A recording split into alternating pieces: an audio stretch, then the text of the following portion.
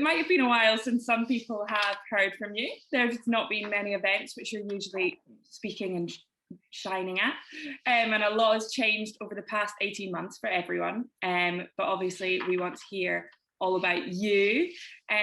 You've turned Inkpact upside down in the past year as a founder and CEO, but also you've become a mum, and all in the middle of a pandemic. So how has that been? Oh, wow, it is a lot, isn't it?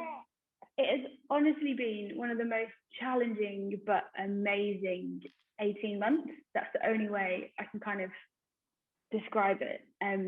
Yeah, like you said, the business got absolutely turned upside down by the pandemic, and looking back in hindsight, for us, we're very lucky in a way that it was the best thing to ever happen to the business. And then during that time, you know, I think a lot of us, I don't know about you, Annie, but I really reflected on what was important in life as well. And suddenly when you had life taken away from you and you couldn't go out and do the things you used to do, and business couldn't work in the same way, and we couldn't go to the events and I couldn't do the speaking, I really had to go inside and go, well, what do I really enjoy doing? Who do I really care about?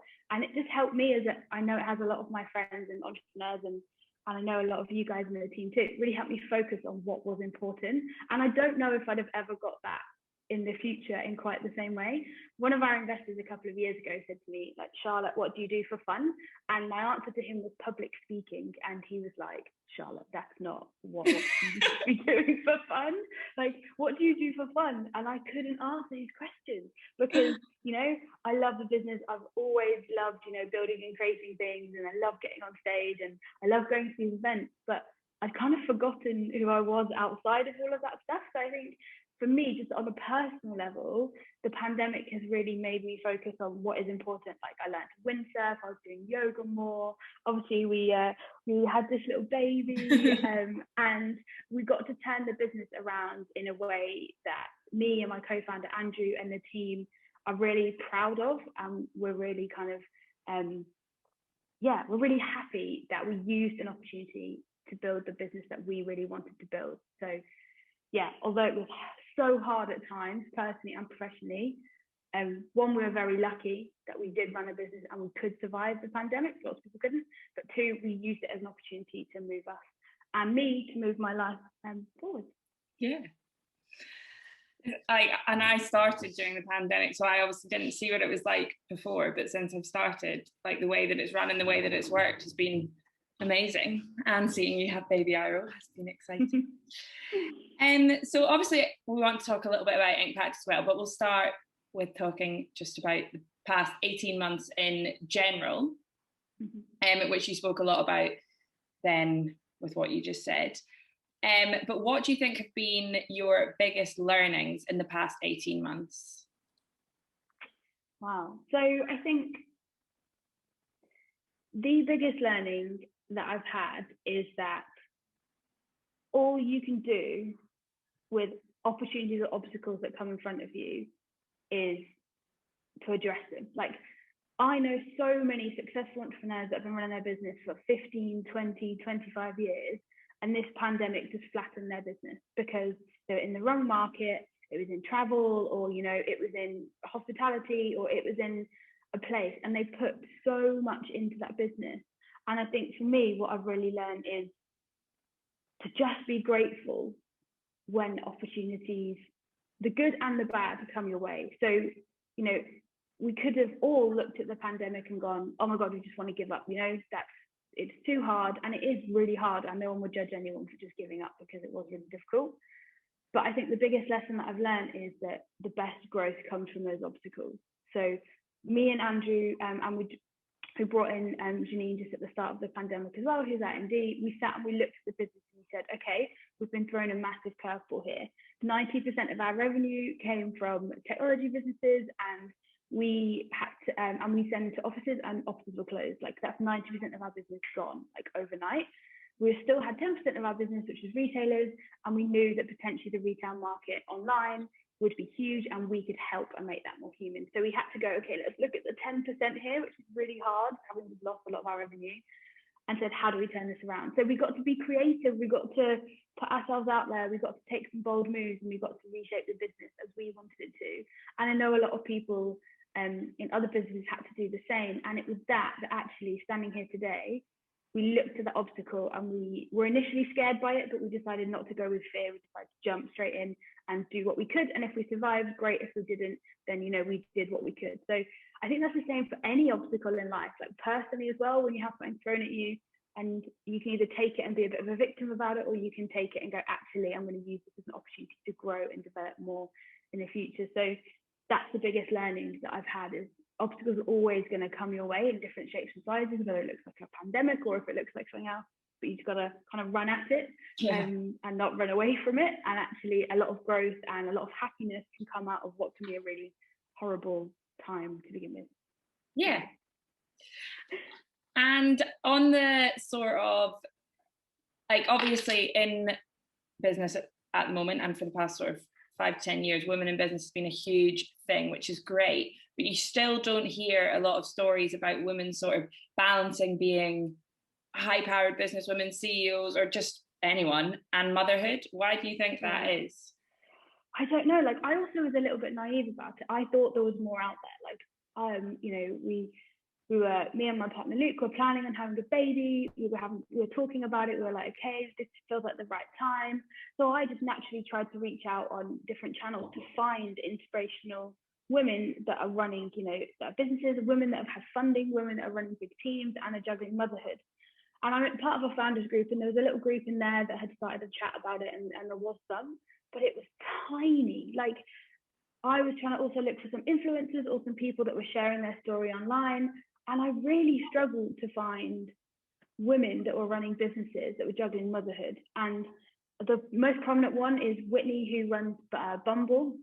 And, she was there floating her business with her baby in her arms. And that's like, there aren't many. I haven't seen many. And I was actually really shocked, because I've been a part of a lot of female groups. I've been a part of a lot of females that have raised funding, and maybe they're there, maybe they haven't shared their story, maybe they're not there at all for whatever reason. But it really shined a light for me on the fact that it's hard to run a business as it is. But they say it's one of the most challenging things you can ever do. The ups and downs are crazy.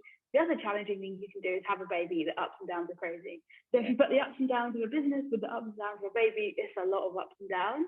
And I wanted to try and get some inspiration how to navigate it and what people do, and there wasn't much out there. So I think one of the things that I'm really committed to moving forward is trying to share those ups and downs, because if there's somebody else like me who started a business or wants to start a business, or is struggling having started a business and wants to have a family and doesn't know how to do it, I don't have all the answers. So I'm clearly still very new at it and getting lots of things wrong.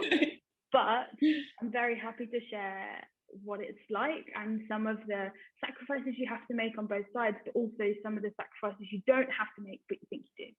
So yeah, I was very disappointed in a way by the amount that's out there, but I'm very hopeful that the more and more women feel they can speak up about it and be vulnerable with what's happening. It's not always plain sailing. I think more women will see that, and hopefully it's better and better. I think for so long as well, there's a lot of narrative around the fact that you can't do both. One has to give, or you're not going to be able to give 100% to both.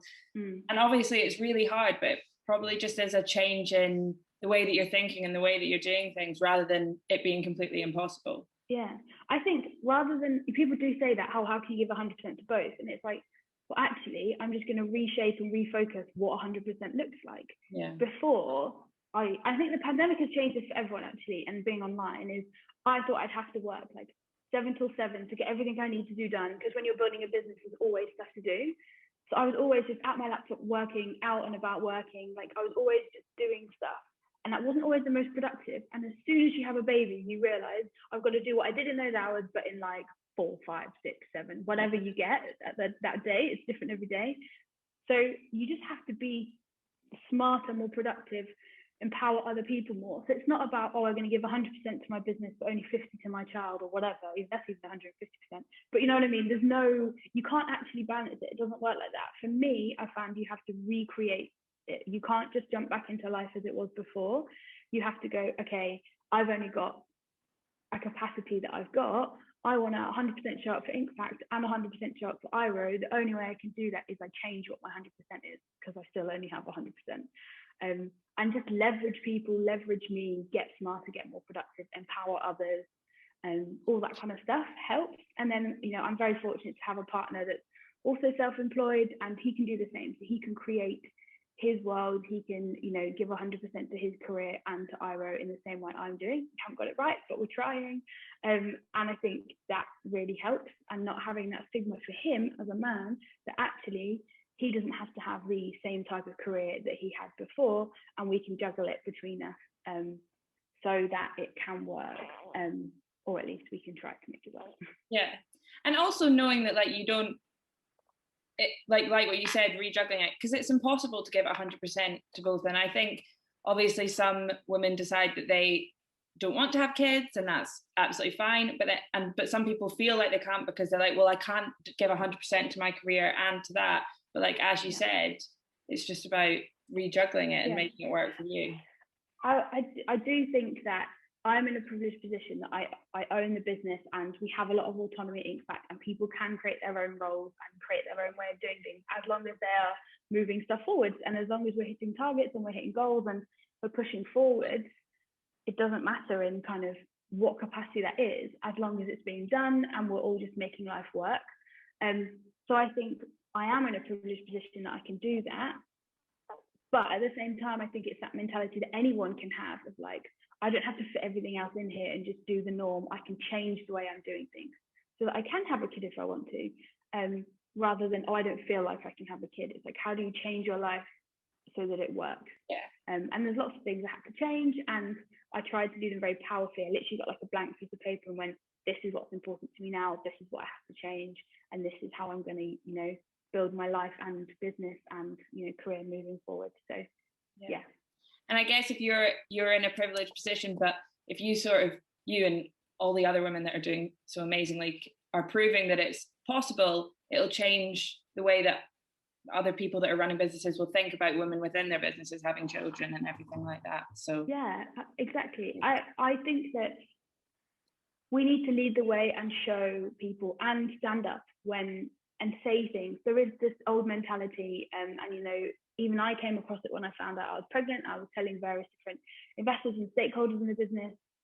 I did get that, oh, okay, what are we going to do about this? Whereas if my male co-founder Andrew had said he was having a baby, he wouldn't have got the same line of questioning. And that just is how the world is. And I didn't let that go. I did stand up for that and said, no, this isn't a problem. This isn't an issue. In fact, you watch, this is the best thing to ever happen to the business. And I did call that investor out when he did say that. And I said, you wouldn't ask my co-founder Andrew this question. You're only asking me because I'm a woman. And it takes women to stand up and call the men out. And it's not necessarily, you know, they don't always do it intentionally or whatever the reason is. It's just, we have to call it out. We shouldn't, but we should. We shouldn't have to, but we need to. Yeah. And so I think it's that if women keep doing that and women keep showing up and women keep going, I'm going to create and juggle life the best I can, and that's all they can do, then I think that's all we can do, and we have to keep pushing and moving that forward. Arrow's opened his eyes because he's agreeing. He's like, yeah, I agree, Mum. Powerful women. So talking about all of that, are there points where you have doubted yourself and thought, I can't do both? And if so, what were those points and why did you feel like that? Yeah, I think anyone that's had a baby will talk to you about like this baby fog that happens when you first have a baby. And little Iro was a bit impatient like his mother and came 5 weeks early, which was just a whole spanner in the works. And I think there was points when he just got here, and you know, he needs a lot of attention to start with, and you know, it changes your life in an instant, and there's a lot of emotions that happen. In those first few weeks, I didn't have the capacity to create life as I wanted it to be in the future. Like, I just wasn't in that place. So I'd try and be like, oh my God, how am I going to do this and the business and everything? Like, the business is my other baby, and I couldn't not think about it, which was kind of making me anxious. So particularly in the first couple of weeks, I'd said I'm going to take 3 months off maternity full time, and then I'm probably going to take another couple of months flexi time. But after 5 weeks, I was feeling more anxious not doing anything than I was if I was to dip back in again. And there is potentially some stigma around that, like, oh my God, I can't believe she's going back up to work after only like 6 weeks. I was in like a board meeting after like 6 weeks. I was coming up with strategy after four weeks, I think it was. But it was making me more anxious by not doing that. So I had to have a real kind of good chat with myself and go, who cares what anyone else thinks? If they think I'm going back to work too early, that's up to them. I know for me, I'm the most empowered self. I can be the best mum to Iro if I'm being creative, if I'm building things, and if I'm keeping an eye on what's happening in the business and I'm creating the future for it. I wouldn't be true to myself if I wasn't doing that. So I think when I let that stigma go and let the plan go of 3 months off, and I can work a bit and I can still spend time with him, and he's absolutely great and fine if I pop out for a couple of hours to work.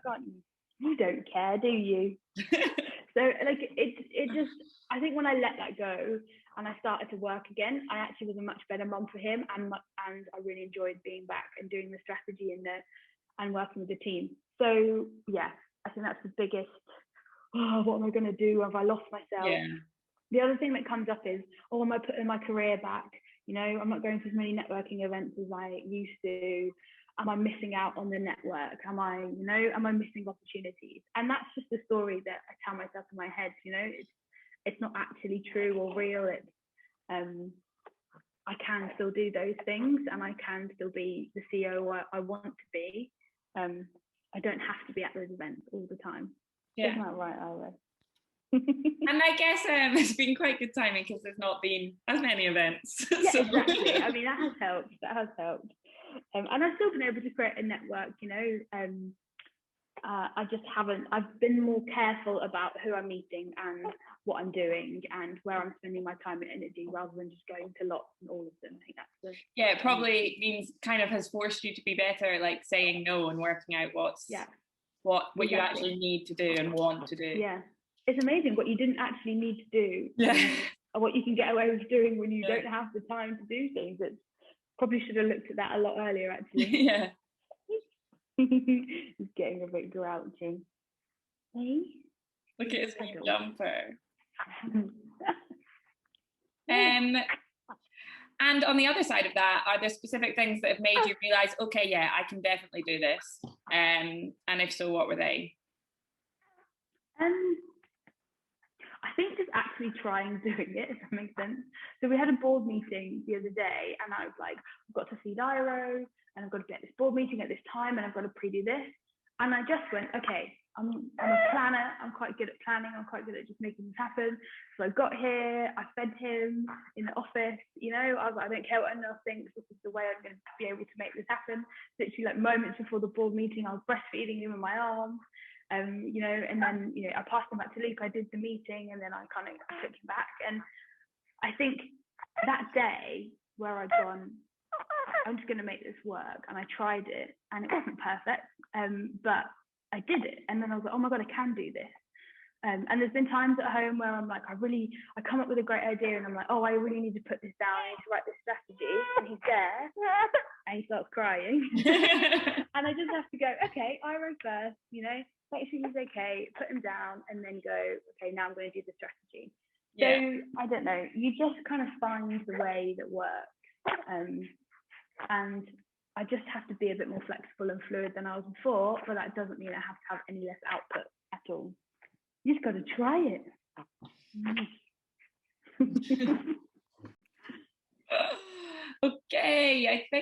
Okay, so moving on.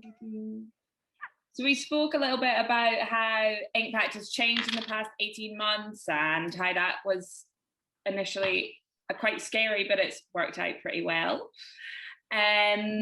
And do you think that sort of everything, having Iro and the pandemic and all that, the fact that Inkpact is a human business, has that made it easier or harder? I think when you're thrown with any challenge and you think about the humans first, so the first thing we thought about is like, okay, we've lost lots of revenue, what are we going to do for our Scribe tribe? Or, you know, what about all the people that are impacted by this across the world. What can we do? So one of the first things we did actually, whilst we were figuring out what we were doing, was we wrote like 2,000 letters to care homes and people that were isolated and lonely. It kept our scribes busy. It was this lovely, amazing, wonderful thing to do when people were at home and isolating. And we just try and think of that first. And the responses we were getting from that really lifted us up. And I think if we hadn't have been so lifted up, we might not have taken that angle of the business to really double down on retail and work with some of those clients that we did. So I think because of the culture in the business, we were like, we've got this opportunity to send some love in the world. Because we led with that, we then felt really uplifted by what was happening. Lots of people joined us. People, were writing letters left, right, and centre. We had healthcare heroes being written to. I don't know, it just felt really good. And from the place of feeling good, we could make really good business decisions. So I think because we're a human business, we do things like that. And that allowed us to make really good decisions from then. I think definitely having Iro, I think I was a pretty empathetic person before, but I'm an even more empathetic person now. Like people say, like it cracks your heart open, and it totally does. Yeah. But I also am a bit more like no BS more than normal.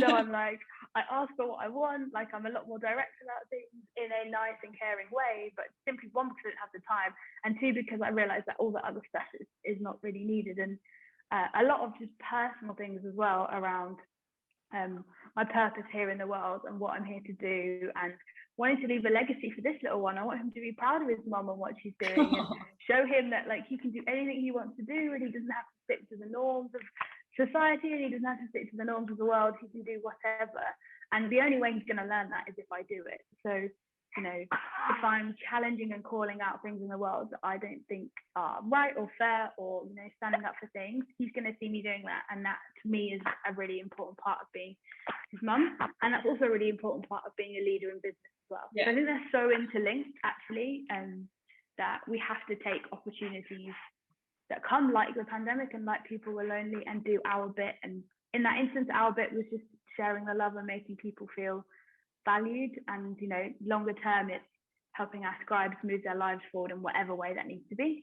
And for me, it's trying to show him and lots of female entrepreneurs out there and females out there and whatever, that they can create their life their way and live an amazing all-round life, not just in one area. It can be amazing in all areas. So yeah, I think it's definitely put me on another level for that. I was kind of like teetering around it a little bit, like it was part of my mission, it was part of everything, but the last 18 months and having him has really made me step up in what I'm doing and what I believe in and what my plans are moving forward. Yeah. And I am going to ask you about your plans moving forward in a bit, but first, what's something that your opinion on, which you've actually mentioned a few of these, but maybe pick your favorite, but what's something that your opinion has completely changed on in the past 18 months or even since Iro was born? So many things. I don't know if it's my opinion has changed on it, but the way I do things and go about things has changed. Like I'm a very typical type A entrepreneur, kind of big ideas, big thoughts, want to do big things, but I also like to do stuff myself. I'm very hands-on, and the pandemic being, we're all now online, but also having Iro has meant that I can't work as I did in the way I worked before. And I'd made myself a huge part of the business. And in hindsight, that's not a good thing for a founder to do. If I make myself the only salesperson, if I make myself the only person doing brand and marketing, I'm not actually creating a business. I'm just doing things myself. It's not very scalable. It's not very sustainable for anyone. I'm not actually building a business there. And I think my opinion on what a founder and a CEO has to do has changed. It's my job is I'm chief coach. That's my job. I'm empowering everyone in my team to grow and develop and be the best they can be and move the business forward. It's not me doing it myself. And the fact I was doing it myself, sometimes as a founder, you have to do that totally. But there has to become a time where you're working on the business and not in it. And I was in it too much. So one, becoming a mum means I have to work on it and not in it, because I just don't have the time I had before. But two, the pandemic really got me to empower other people, bring people like you on board, Annie, bring people like Janine and Josh, all the rest of the team on board. And it's my job to empower you, and you to empower other people in the business now. Which you have done. Oh, I'm so glad. And it's and I love doing that. Like, anyone that knows me knows that I'm just like the biggest coach. That's basically like, I love to just hold space for people, help them see themselves in the best way that they can, and help them have those big goals and ambitions and really motivate them to get there. And I wasn't doing that in my own business, and I think the last 18 months has forced me to do it in a way that I'm really proud of, and I want to keep doing that moving forward. I'm just chief coach, chief cheerleader, and I'm holding the accountability of this shit, but you guys are all the important people doing the important stuff. And you've mentioned, like, obviously lots of things that have changed, and ways that you think have changed, and the way you're doing things have changed. But do you feel like you have changed as a person? It's weird. I don't think I've changed as a person. I just think I've got more me, if that makes any sense. So, like, I think I had all of this stuff. Like, I'm definitely a lot more fiery at the moment, and a lot more passionate, and all of those things. Which is actually a fear I had, that I wouldn't be like that after having a baby. I thought I'd be like super more mellow and not as ambitious and not as fiery. That's not the case at all. That was something I thought. I'm actually probably more so in all of those areas. And yeah, so I think I haven't changed. I've just like turned up the dial and gone, yeah, no, I'm not settling for some of the stuff I might have got into a bit of a routine or a habit over, or I was kind of doing bits. So I think, yeah, I just turned up the dial, but I'm the same person, but a bit more authentic, actually, a bit more real, a bit more honest, a bit more vulnerable, and a lot more passionate. Yeah. Sounds like all good changes then.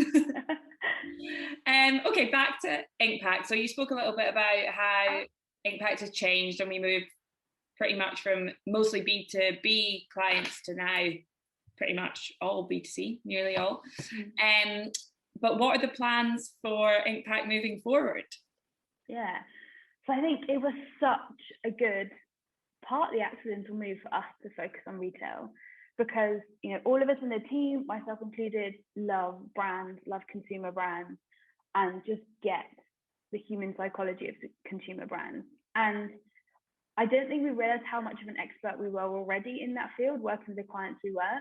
But now we've doubled down on it. We are like, we're superstars, Annie, in retail. Like, I hear Janine speak about CRM, I see your marketing stuff, and I'm just like, we get retail, we get e-commerce, we understand what customer journeys need to look like. We understand those human touches, and to see some of the results that people like Sweaty Betty and John Lewis and Brewdog are getting, I'm like, we get retail, whether you're selling beer or whether you're John Lewis selling lots of things, or you're selling beautiful leggings. The customer journey, and that journey is particularly online, but also the cross journey in store and online. We get it. We know how to get better results. We know how to make people feel special. And I think if we were still doing lots more B2B, I'm not sure we'd have quite got that narrow focus, and we've not quite realised that expertise in that area.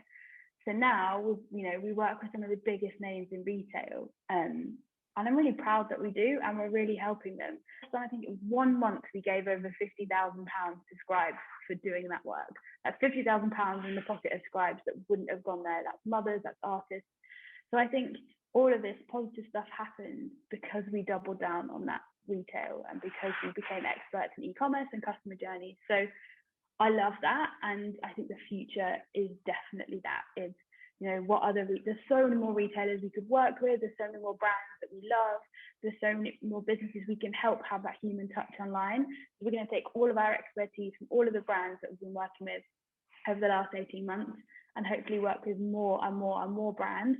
But what I love about Inkpact's model is that means we get more and more and more scribes, we get more mothers, we get more artists, we get more like people that have struggled to get an income, have lost their jobs, we get more people that are trying to start their own business, need more of an income, like all of that stuff. I love when we have this opportunity to help people move their lives forward, and help brands like John Lewis and Sweaty Betty make an impact on their customers. So one means the other, and that's what I love, and that's what we just want to do more of. We want to work with more people, more brands, more countries, more everything. One of my favorite parts of my job is that recently I've done some case studies and spoken more to the clients, which has been great because I've also done interviews with the scribes and got to know a lot of the scribes. So at one point, one day, I remember I spoke to someone from John Lewis and did their testimonial with them, and then I spoke to one of the scribes, and I was like, wow, this is two what almost feels like completely different businesses, but it all comes together, and it's amazing, and we're impacting so many people in completely different ways. So it was really nice. It's great. So we spoke about plans for Inkpact moving forward. What about plans for Charlotte's? Obviously, a big part of my plans are the plans for Inkpact moving forward. But like I said, my role is kind of chief cheerleader, chief empowerer, making sure we keep making that boat go faster, as we say internally. It's a good quote from the Olympics many years ago. And, my job here is to go, how do we get more scribes? How do we get more brands across the world? But I want to do that in a really authentic way. And for me, that's telling our story of Inkpact, it's telling the story of the scribes, it's empowering businesses to be more human. And so that means that, standing on stages and talking to businesses and really holding them accountable and being like, how are you making your customers feel special? Because lots of them aren't coming into your store anymore, if that was your route. You've got this online experience.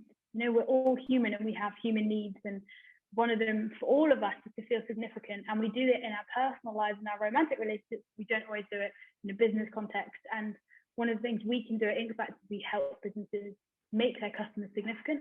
And by doing that, they're helping scribes, and it creates this round circle. So anything I can do to make more brands and more scribes, have that experience, make people more significant, do the right thing. And we also have a big push on environment sustainability and putting more into the world than you take from it. So my job is to stand up there and tell stories, but also kind of hold a mirror to these brands and to these founders and to these entrepreneurs, to these people in business, and say, what are you doing for the environment? What are you doing for your planet? But also, what are you doing for society? What are you doing in your supply chain? Those kind of things. So it's kind of the one side of it. And then the other side of it is just honestly and vulnerably sharing my journey as a founder and my journey as a mother and a founder and, a really crap windsurfer and a really bad gym goer and all the stuff that comes with life as well, because everyone that knows me knows that I truly, truly believe more than anything, we all create our own life, no matter what happens to us, and at every opportunity we have a choice to create it our way. And everything from the way that me and Luke have a relationship, the way we got engaged, the way I lived in a van for a little while, the way we took the company nomadic even before the pandemic happened, the way I just try and challenge norms, because I don't understand why they're there. If it doesn't work for me, then why would I be doing it that way? Why can't I do it a different way instead?